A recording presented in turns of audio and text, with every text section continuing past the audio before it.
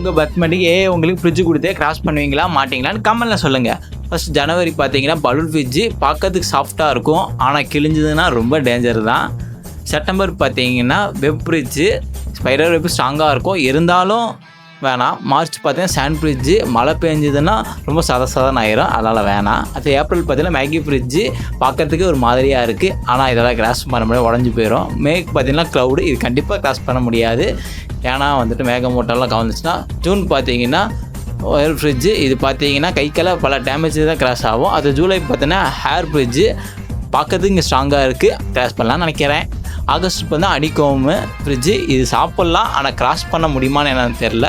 செப்டம்பருக்கு பார்த்தீங்கன்னா diamond fridge, இது பார்த்தீங்கன்னா நல்ல பூ தான், ஸ்மெல்லாகவும் இருக்கும். அக்டோபருக்கு பார்த்தீங்கன்னா பபுள்ஸு, இது கண்டிப்பாக கிராஸ் பண்ண முடியாது. அடுத்து ஐஸ்கிரீம் ஃப்ரிட்ஜு நவம்பருக்கு, ஐஸ்கிரீம் சாப்பிட்லாம், ஆனால் வந்துட்டு கரைஞ்சி போச்சுன்னு ரொம்ப கஷ்டம். டிசம்பருக்கு பார்த்தீங்கன்னா ஃபெதர் ஃப்ரிட்ஜு, இது கண்டிப்பாக கிராஸ் பண்ண முடியாது.